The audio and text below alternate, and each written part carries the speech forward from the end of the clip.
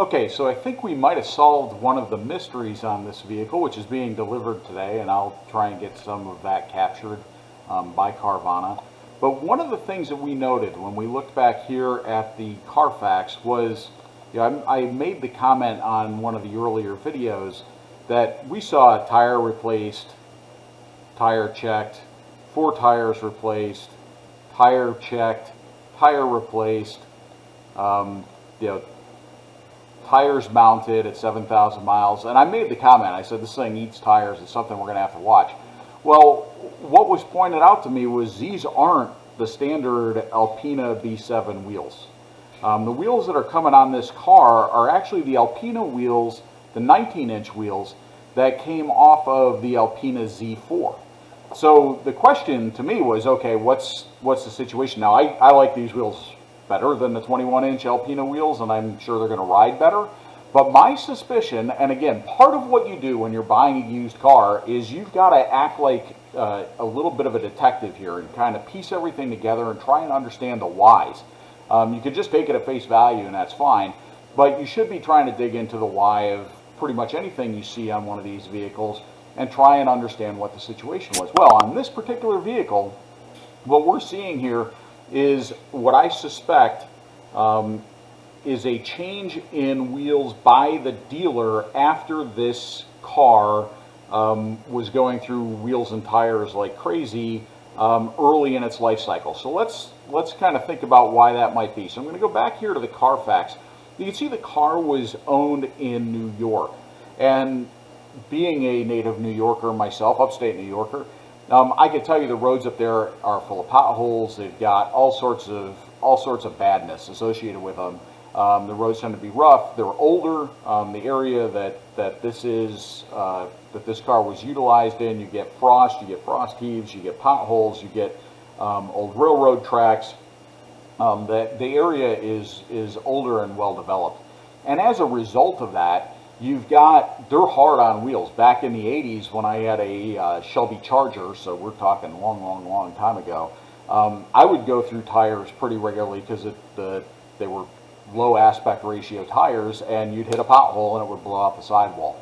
And those Alpina 21-inch wheels are notorious for cracking as part of their, they're so light, and if you hit them just right, notorious for cracking. So my suspicion, as I look at the service history, is right here in 2014. So when a car is about 2 years old, at almost 15,000 miles, my suspicion is that the owner and the dealer got tired of changing wheels and tires back here, and changed out those wheels to the 19-inch Alpina wheels off the Z4, and the dealer took back the 21 inches. Now, I don't have a problem with that for 2 reasons. One, I think that these 19-inch wheels on the car really set it off and make it look great. I don't drive on the track. I'm not going to be doing autocross, so I don't need the 21-inch road gripping 9.95 G tires on the car. The other thing is, with the larger aspect ratio on the tires and a little bit thicker sidewall, it's going to give it a much better ride. So not only do I feel like I got a little bit better looking wheel, but I've also got a wheel that's likely to stand up better over time, and a wheel that's going to give me a wheel and tire combo that's going to give me a better ride. But I was curious when I looked at the car, because I said, it's an Alpina, that's great. Those don't look like the Alpina wheels, and of course you zoom in and they are Alpina wheels, but they're not the Alpina wheels that you would expect to be. They're not the Alpina wheels that you would expect to see on one of these vehicles. So I was curious what it was.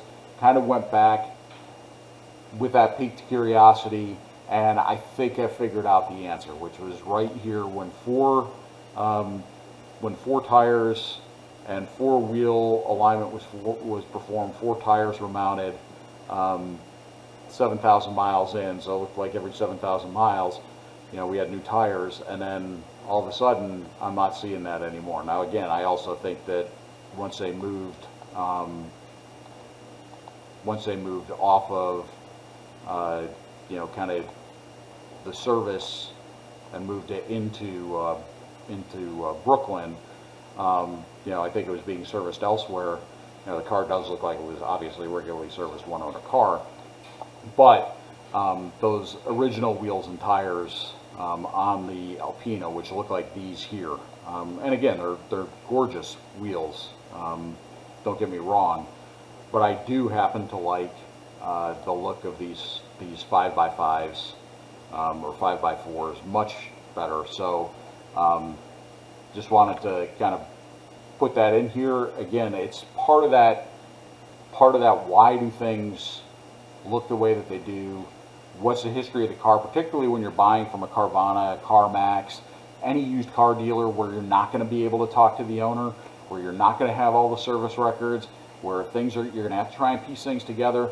These are the type of steps that I take, and I generally do a fairly good job of figuring this stuff out. I've had a couple clunkers over the years, but generally do a pretty good job of figuring out the whys of what we're looking at and kind of piecing together the history of the car.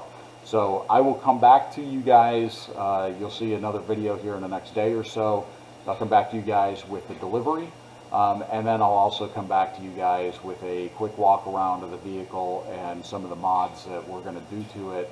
And again, I'm not talking mods like tunes and things like that. I'm talking like we're going to go through and make sure that we've got a good thermostat. We're going to make sure that we've got good radiator cap, good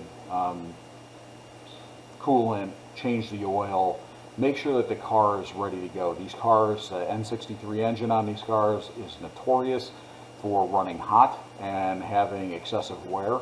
So I want to make sure that all the key components of the cooling systems, and again, those of you who know BMW know the cooling systems are the Achilles heel of these vehicles. I want to make sure that all the components of the cooling system are kind of looked over and are in good shape, that the coolant's good to go, that we've got a good new thermostat in it, we've got a good pressure radiator cap or overflow bottle cap, and that the car is really ready to be used in what is right now 100-degree Florida heat. So again, talk to you soon.